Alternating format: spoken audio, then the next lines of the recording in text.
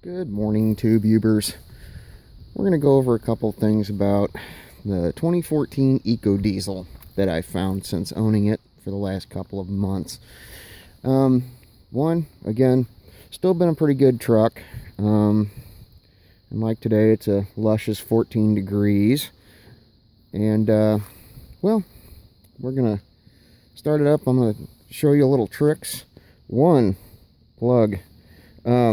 Always plug these things in. I mean, everybody has their own ways they do it, temperatures they do it.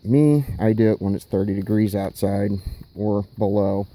It's always plugged in. Now, there's trouble with this. Another thing is, to help you out, I went and got one of the plugs that's lit. When it has power, it shows you it's lit. So you always know you have power going to your block heater. Another thing I've learned about these trucks is oil. Oil is key to all diesels. They like to be well lubricated. Now, with these trucks, because of the design of the engine and the heads and all that stuff, don't check the oil right away when you shut them off. They take about 20 minutes to settle down to the pan. And the other thing I found out about it, unlike my work truck, you let it settle for 20 minutes, check the oil, you're right on point with it. Well, not with these. You have to check it twice. Pull the dipstick, wipe it off, stick it back in, take it back out. That's your actual level. I checked mine yesterday. Of course, it showed I was about half a quart low, but then again, I am sitting on quite the little incline here in front of my home. Now, the other thing I found out about them is, diesel trucks really don't have a high idle right away when you start them. They will sit and idle and then idle up. If you want these trucks to idle up, I found that you have to turn the heat completely on in order to get it to high idle. It'll idle at about 1200 RPM. Warm up pretty quickly. So we're just going to go ahead and start it. 2 clicks. Maybe. Come on, baby. There it goes. You have to wait a couple seconds. Now, as you can see, it's a little loud when it's cold, but that'll quiet down. Hear my blower kick on. Unlock it. Now it's running at 1200 RPM, a little over 1000. Make sure that your heat is completely cranked up. Your defrost is on. That helps too. Another thing I found with these, as you can see, I didn't get in this truck, but my mirror heat is on. Anytime below 30 degrees, mirror heat automatically turns on. Kind of a cool little feature. Would be nice as if it had a heated windshield, but oh well. Beggars can't be choosers. Another thing is here,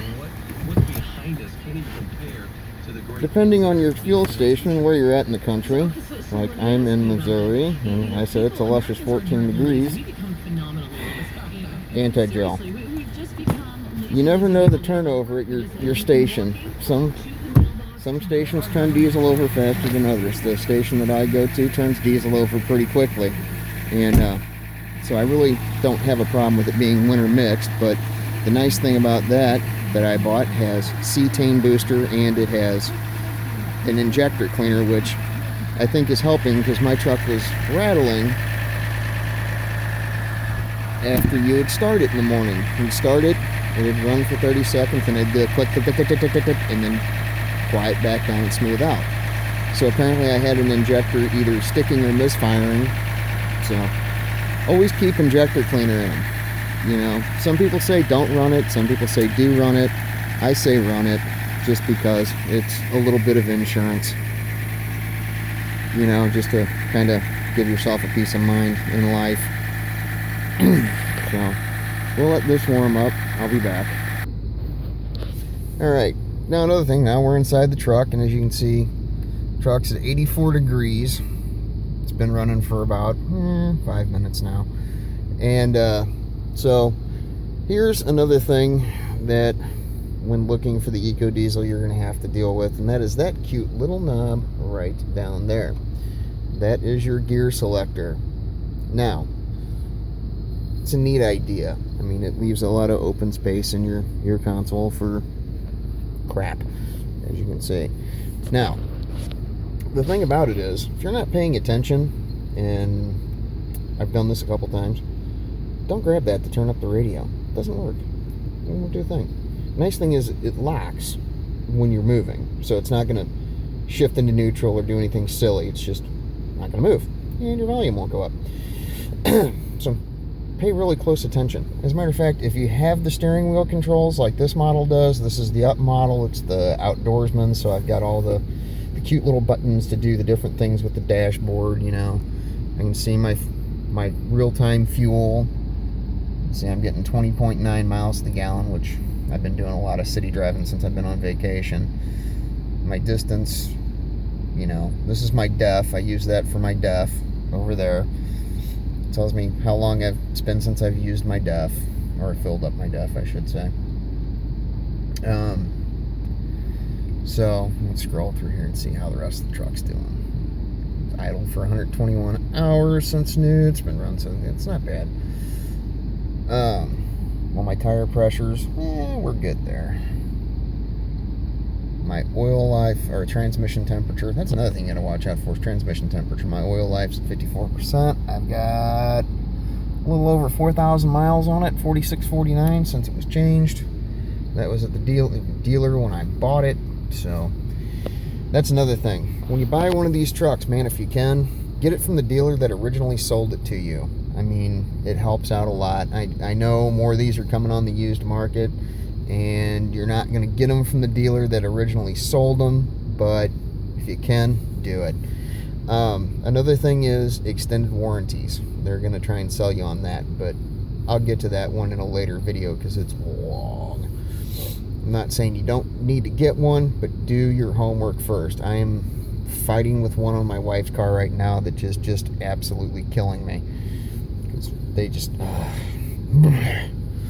So, anyway, another thing about them, you know, especially if you get the up model, you get that thing, which is a 115 volt adapter. Great, awesome thing. Mine's also got the fold flat floor in the back. You can fold out from underneath everything and have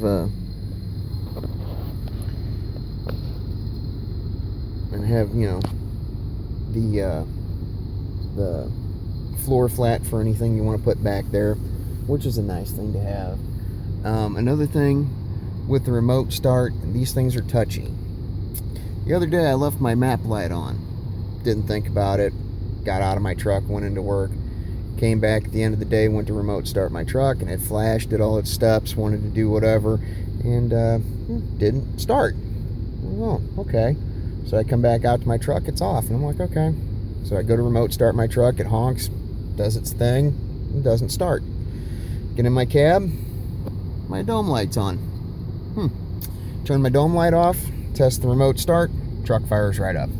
Another thing I found with this truck, don't park it on any excessive angles. If you park it on a more than a 45-degree angle, which I've done once because I didn't have anywhere else to park it, so I parked it up a hill, used the parking brake, all that happy noise, and came back and my check engine light was on. It wouldn't remote start, it wouldn't do anything. So I had to drive the truck around for about a half an hour for it to figure out that, oh, I'm level, I'm good, everything turned off, it didn't do anything else anymore. But extreme angles, they don't park them on extreme angles, they don't like them. Another thing, the tap to start, that's a really nice feature because I don't have the push button start thing where you can unlock the doors and have a little push button down there. I actually still have to have the key fob, which is annoying. That is a big thing. It's annoying, but I like it. The tap to start's nice. You just put your key in the ignition. If you've already run the truck, didn't remote start it, turn it over to start, tap it one time over, truck fires right up. If the truck's cold, it'll actually pause it, tell you how many seconds it'll be before the truck starts, all that stuff. Works great. if there's anything else, I'll post another video on it.